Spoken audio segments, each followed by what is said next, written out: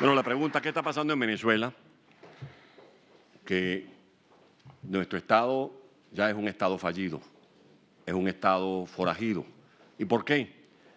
Porque en Venezuela no hay gobierno. Venezuela está en manos de la AMPA organizada. Venezuela está atenazada por mafias coludidas a veces con el narcotráfico, interactuando con el terrorismo, y se ha hecho de la corrupción un evento normal. Robar es normal, al extremo de querer proyectar hacia la sociedad la idea perversa de que el que no se aprovecha de algo deja de ser un pícaro que en algunas circunstancias es celebrado en lo que el régimen persigue transformar a la sociedad, que es una sociedad de cómplices. Y pasamos entonces de ser pendejos a pícaros, aprovechándonos de cualquier bien del Estado venezolano. Un Estado forajido porque tenemos instituciones colapsadas. En Venezuela no hay separación de poder, en Venezuela no hay seguridad jurídica, no hay gobernabilidad. Las instituciones han sido capturadas por la dictadura para ponerlas a su servicio. Como se lo comentaba al juez Moro, por lo menos en Brasil sobrevivieron las instituciones que, tuteladas por hombres como él, hicieron posible transparentar denuncias y llegar a las metas de la justicia que se está desarrollando. En Venezuela no es posible llegar a esos procesos porque los que denuncian la corrupción en el centro del Parlamento, como el caso del diputado Freddy Guevara, que fue el que puso en las tribunas parlamentarias los escandalosos hechos de corrupción cometidos con los dineros de PDVSA, terminan asilados, como está ahora en la Embajada de Chile, o las denuncias que hizo el diputado Ismael García sobre el uso indebido de los dineros del Estado destinados para comprar alimentos y medicina, termina asilado, como está ahora en Costa Rica. En Venezuela tenemos un colapso económico. Yo no tengo el dominio de las cifras como Dionisio, pero puedo decir que Venezuela actualmente ha perdido la senda del crecimiento económico. Si nos impactó, todavía nos impacta el recuerdo de las ruinas que dejó la Gran Depresión que azotó a Estados Unidos después de 1929, o en la recesión económica que padeció España en los tiempos de la cruenta guerra civil. Pues bien, agárrense de la silla porque ya vamos en Venezuela para la pérdida del Producto Interno Bruto del 50%, o sea, de la mitad. Venezuela está hoy entre los 8 países del mundo que en los 40 años han tenido la más espeluznante recesión. Estamos hablando de una recesión continua que ya va a pasar los 4 años. Una deuda externa que supera los 150.000 millones de dólares.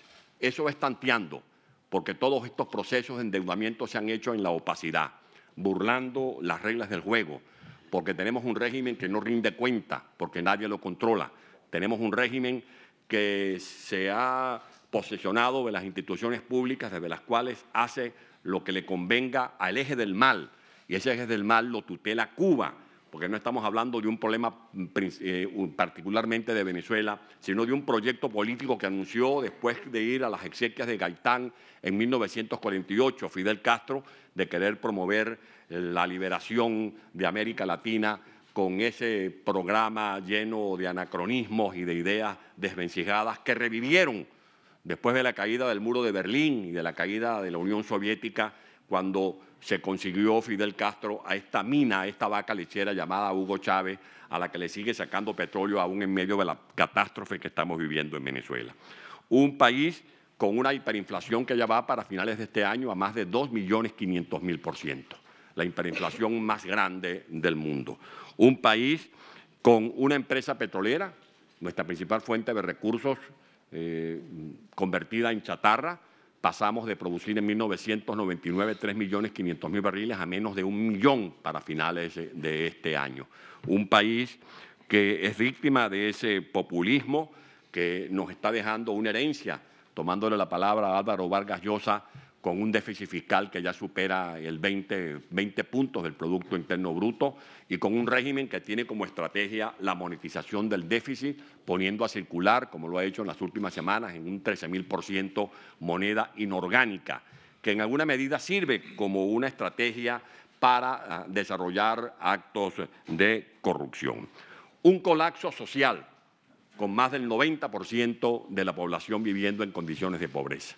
Aquí escuchamos al charlatán Hugo Chávez prometiendo que acabaría con la pobreza. Cuando él asumió el poder, el umbral era de 43-44% de pobreza.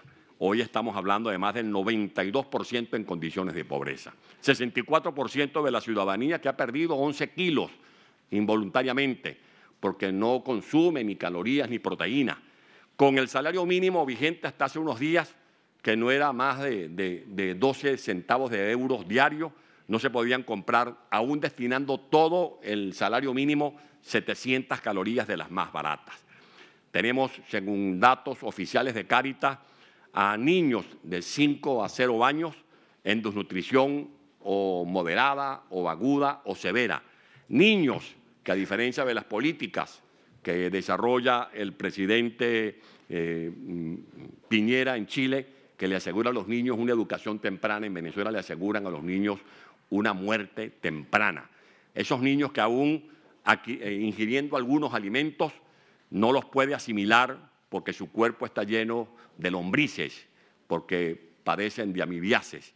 Para no hablar de las mujeres que mueren en Venezuela porque no tienen servicios de quimioterapia. Cada 3 horas muere una mujer venezolana de cáncer de mama. Enfermos renales que no tienen acceso a los servicios de diálisis. Más de 80.000 enfermos seropositivas, de los cuales 72.000 no tienen acceso a los retrovirales.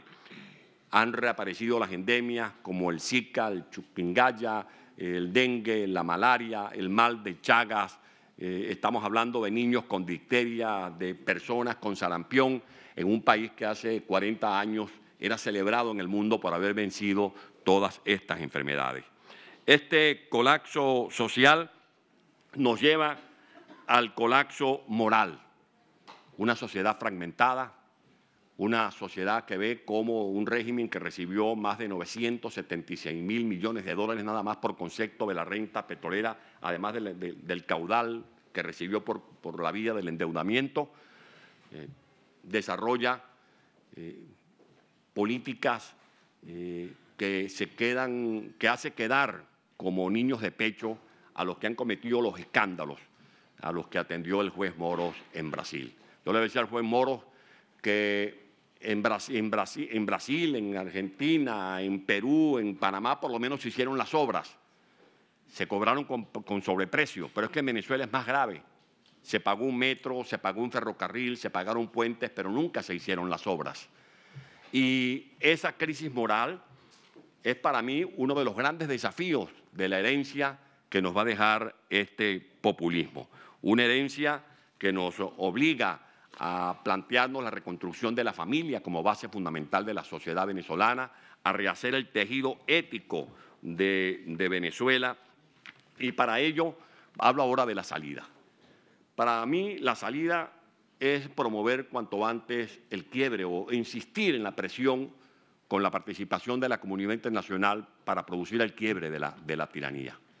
Decía Álvaro que las diatribas, los problemas, las tácticas dilatorias del Parlamento en Argentina le colocan piedras en el camino al presidente Macri. Los que somos demócratas decimos, yo prefiero los abusos de la oposición a los desmanes de una tiranía. En Venezuela no hay vestigios de autonomía del Poder Judicial. En Venezuela el Parlamento, que es la institución legítima, está cercada por la narcotiranía.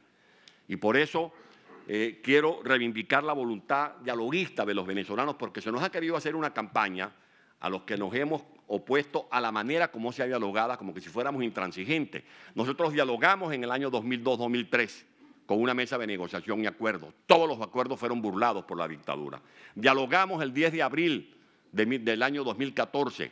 Todos los acuerdos fueron burlados por la narcotiranía. Simplemente buscaban la estrategia del diálogo para prorrogarse en el poder, como lo hicieron a raíz del falso diálogo o de la parodia montada en República Dominicana. está ya ahora planteado un hecho cierto, que es que la comunidad internacional no le da reconocimiento a Nicolás Maduro porque no tiene ni legitimidad de origen, porque lo que ocurrió el 20 de mayo fue un fraude electoral, pero tampoco tiene legitimidad de oficio, no tiene legitimidad de desempeño, porque no presenta cuentas ante el Parlamento legítimo, porque gobierna por decretos, porque simplemente es responsable no solamente de todos estos escándalos de corrupción a los que me he referido brevemente, sino de la Comisión de Crímenes de Lesa Humanidad, por lo que está siendo juzgado en la Corte Penal Internacional, y además de sus responsabilidades probadas en expedientes por estar vinculados con las bandas del narcotráfico. Por eso preguntamos a la comunidad internacional qué más pruebas quieren para que apliquen el principio de injerencia humanitaria. Tenemos un régimen que está repartiendo el territorio nacional. La Guajira se la han entregado al Ejército Popular de Liberación. Perijá se lo han entregado al cartel de Sinaloa. El sur de Bolívar se lo han entregado a la FARC y a los planes mineros que se disputan nuestras riquezas minerales. La frontera con Colombia la manejan la FARC, el ELN, el Frente Bolivariano, más los grupos parapoliciales para hacer el contrabando de droga. Ya en Venezuela no hay líneas aéreas, quedan muy pocas, pero sí hay territorios destinados a la droga.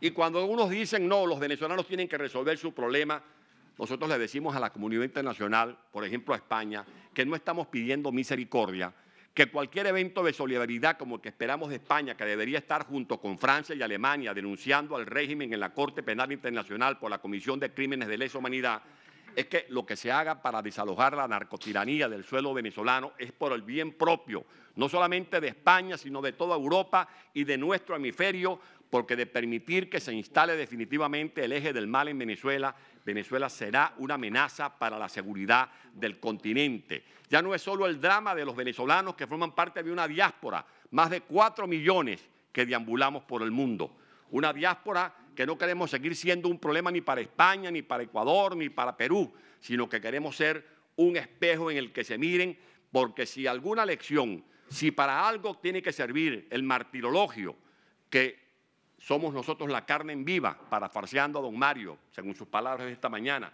somos la prueba viviente del sufrimiento de millones de venezolanos, si de algo debe servir esta tragedia es para que ningún pueblo se deje encandilar con estas ofertas engañosas de este populismo que es la causa fundamental de la tragedia que estamos viviendo en Venezuela. Dicho esto, está planteado que Maduro no tiene legitimidad, que Maduro no puede asumir el mandato como pretende hacerlo el próximo 10 de enero y que tiene que producirse cuanto antes el quiebre de esta dictadura, instalar un gobierno de transición que haga posible la recuperación de las instituciones de la República, que abra espacios para que avancemos muy pronto a recuperar la democracia venezolana, celebrando elecciones realmente soberanas y además decirle al mundo, para finalizar, que no vamos a dar un salto en el vacío, que estamos preparados, que tenemos planes articulados, que están siendo discutidos en las prestigiosas universidades del mundo, que la diáspora, más que una remesa,